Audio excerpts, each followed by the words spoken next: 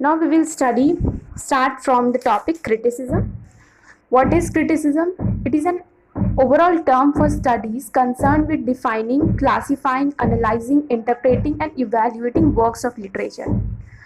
Criticism is something which is born of questioning. It never takes a writer or his work on trust. मतलब कोई भी critic नहीं बन सकता है. एक क्रिटिक जो होता है वो कोई भी पीस ऑफ वर्क से, आर्ट से, उसकी अच्छाई, उसकी बुराई सब देख करके वो क्रिटिसाइज करता है.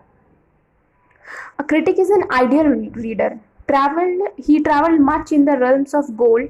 To him, no work of art is good or bad, enjoyable or unenjoyable, meaningful or meaningless, unless he has subjected it to a through a examination.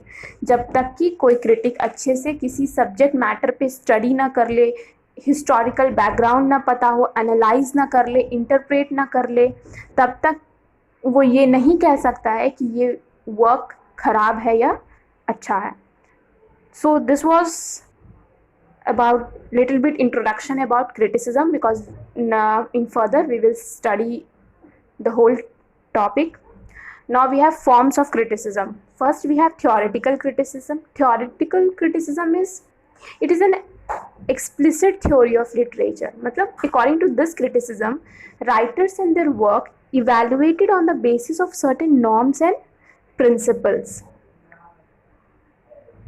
The earliest and enduring works of theoretical criticism was Aristotle's Poetics, which was introduced in 4th century BC. In this criticism, critic can criticize on the basis of norms and principle which was given by classical writers. Like we have Longinus from Greece, Horace from Rome, Poe and Emerson in America. And these were the writers who wrote theoretical criticism. They criticize on the basis of theoretical criticism. Like we also have Samuel Johnson, Coleridge and Matthew Arnold from England. And now theoretical criticism in first of 20th century are I.A. Richards. From 20th century, the first theoretical criticism was done by I.A. Richards, Principle of Literary Criticism in 1920. For Kenneth Burke, The Philosophy of Literary Form. Now, these were the examples, the writers who did theoretical criticism. Now, second, we will come to practical criticism or applied criticism. It concerns itself with particular works and writers. In this, theoretical criticism are often left implicit or brought in only as an occasion. The influential works of applied criticism in England and America are the literary essays of Dryden in Restoration, Dr. Johnson's Leaves of the English Poet, 1779 to 81, Coleridge's chapter on the poetry of Wordsworth in Biographia Literaria. These all are the examples of practical criticism. Matthew Arnold's essay in criticism, I.A. Richards' practical criticism, T.S. Eliot's selected essays, 1932. Many essays of Virginia Woolf are also good example of practical criticism.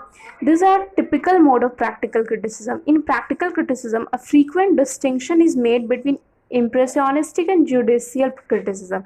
And now what is impressionistic and judicial criticism? Impressionistic criticism is something, it represents in words the felt qualities of a particular passage of work to express the responses that the work directly evokes from the critic. मतलब कोई भी work देख करके जो sudden feeling आए हमारे दिमाग में, इम्प्रेशन पड़े किसी भी वर्क को देख के, उसको कहते हैं इम्प्रेसियोनिस्टिक criticism. As also Walter Pater said that in criticism, the first step towards seeing one's object as it really is to know one's own impression as it really is, to discriminate it, to realize it distinctly. And now this is impressionistic criticism. Like when we first, जैसे किसी भी गुलाब के फूल को देख लो, first देखे और हमारे दिमाग में क्या इंप्रेशन आया, तो इसी को कहते हैं impressionistic criticism. Now we will come to judicial criticism, mainly based on the critic's individual judgment on specified criteria of literary excellence. This is only judicial criticism. Now we will come to types of criticism. There are 3 types of criticism: legislative criticism, aesthetic criticism, descriptive criticism. In legislative criticism, it is that form of critical endeavor which lays down rules for the art of writing, largely based on standard work of literature, Greek and Latin. Legislative itself means criticism done on the basis of certain law, means certain rules. Critic can do his or her criticism on basis of certain rule. For example, the whole part of 18th century are of those ordered by Sir Philip Sidney. He did legislative criticism. Now second, we will come to aesthetic criticism. Aesthetic, we can say something that is art for art's sake by Oscar Wilde. I mean, it is completely around beauty. It never deal with something morality or some. It is only for entertainment purpose. Now we will see it treats literature as an art, an independent activity of mind, having an end of its own, which may or may not coincide with that of religion, morality, science, or politics. Aesthetic criticism does not deal with anything else, it only deals with the art. It concerned with art. For example, we can say traces of it are found in Philip Sidney in Elizabethan age, Dryden in 17th century, Addison in 18th century. It is also treated by Coleridge in early 19th century, Walter Pater and Oscar Wilde in the Victorian age, and I.A. Richards in our own. These were certain writers who used to do aesthetic criticism. Now third, we have descriptive criticism. It is a study of individual work, of their aims, methods, and effects.